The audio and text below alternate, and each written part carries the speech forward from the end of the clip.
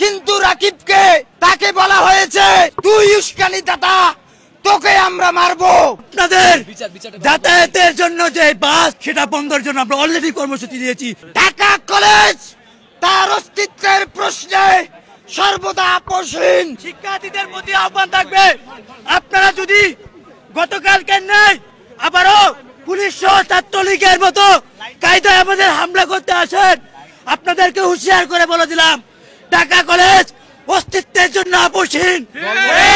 যদি কোনোভাবে আমাদের এই যুক্তিসঙ্গত আন্দোলনকে ব্যাঘাত করে আপনারা চান, আমরা ধরে নেব। এই যে শিক্ষা সিন্ডিকেট, এই সিন্ডিকেটের অংশ আপনারা। পরবর্তীতে এরকম কোন সংঘর্ষ যদি আপনারা লিপ্ত হন, ঢাকা কলেজ সহ সরকারি 7 কলেজের প্রত্যেকটি শিক্ষার্থী ঢাকার 7টি প্রাণকেন্দ্র ব্লকেট করবে এবং আপনাদের যাতায়াতের জন্য যে বাস সহ ঢাকা কলেজের যত কার্যক্রমের, ঢাকা বিশ্ববিদ্যালয়ের যত কার্যক্রম আছে সেটা বন্ধের জন্য আমরা অলরেডি কর্মসূচি দিয়েছি, আমরা সেটা পালন করে যাব। পরবর্তীতে ওসি সহ যে প্রবিসি আছে, যার উস্কানিতে এই সংঘর্ষ হয়েছে, তার যদি বিচার না হয় এবং নিউ মার্কেট থানা পুলিশ সহ এই প্রবিসি প্রত্যাহার যদি না করে, ঢাকা কলেজ সহ এই 7 কলেজ আন্দোলনে বারুদ হয়ে ফিরে আসবে।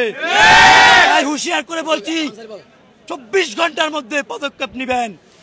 একটি বিষয় আপনাদের বলতে চাই, যখন ঢাকা কলেজের শিক্ষার্থী রাকিব গুরুতর আহত হয় তখন তাকে বলা হয়েছে তুই উস্কানি দাতা। কিন্তু একটি বিষয় বলতে চাই, আমরা এর সুষ্ঠু সমাধানের জন্য হল থেকে বের হয়েছিলাম, যাতে এই পরিস্থিতি যেন বাড়াবাড়ি না হয়ে যায়। রাকিব এত চেষ্টা করেছে, কিন্তু রাকিবকে কোনো ধরনের কথা না শুনে তাকে বলা হয়েছে আমাদের ঊর্ধ্বতন কর্তৃপক্ষের কথা, তুই উস্কানি দাতা, তোকে আমরা মারবো। আমরা আলটিমেটাম দিতে চাই যে ঊর্ধ্বতন কর্তৃপক্ষ এই আদেশ দিয়েছে যে ঢাকা কলেজের একজন সাধারণ শিক্ষার্থী সমাধান করার জন্য আসতেছে, তাকে মারার যে উস্কানি দিয়েছে, আমরা সেই উস্কানিটা তাকে দেখতে চাই। আমি বলতে চাই ঢাকা কলেজ তার অস্তিত্বের প্রশ্নে সর্বদা আপোষহীন। আমরা কোনো অন্যায় চাই না, সংঘাত চাই না। এর আগে ঢাকা বিশ্ববিদ্যালয়ের সঙ্গে আমাদের সম্পর্ক ছিল সৌহার্দ্যপূর্ণ, কিন্তু তারা এর মর্যাদা আমাদের রাখেনি।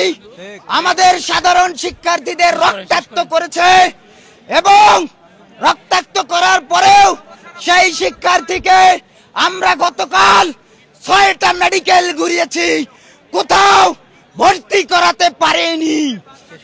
পপুলার হসপিটাল থেকে শুরু করে নিউরোসায়েন্স থেকে স্কয়ার থেকে বিআরবি থেকে গ্রিন লাইফ, তারপরে ঢাকা মেডিকেল, আমরা অবশেষে অবস্থান নিয়েছি, সেখানে চিকিৎসা চলমান, এখনো আশঙ্কাপূর্ণ অবস্থায় আছে। আমি প্রশাসনকে হুঁশিয়ার করে বলতে চাই, মধু মাখা বুলি মাখা কথা দিয়ে সাধারণ শিক্ষার্থীদের দমন করা যাবে না। সাধারণ শিক্ষার্থীরা চায় এর সুষ্ঠু বিচার এবং সুষ্ঠু সমাধান। যদি এর সমাধান না হয়, এর যদি কোনো ব্যত্যয় ঘটে, সাধারণ শিক্ষার্থীরা যে কর্মসূচি দিয়েছে তা কঠোরভাবে বাস্তবায়ন করবে ইনশাআল্লাহ। 24 ঘন্টা আলটিমেটাম দেওয়া হয়েছে। এর পরবর্তীতে যদি মহসিন সহ দাবির প্রবিসি পদত্যাগ না হয়, তাহলে ঢাকা কলেজ সহ সরকারি 7 কলেজের সামনে ঢাকা বিশ্ববিদ্যালয়ে যত বাস সহ যাতায়াত আমরা বন্ধ করে দেব। এর থেকেও কঠোর এবং নিউ মার্কেট থানার এসি সহ ওসি যে যদি পদত্যাগ না করে এবং সকলকে এখান থেকে প্রত্যাহার করতে হবে। আমাদের দাবি এই বিচার, যে অন্যায় করেছে পুলিশ সহ এই প্রবিসি যে মূল উস্কানিদাতা, তার পদত্যাগ এবং প্রত্যাহার। ধন্যবাদ।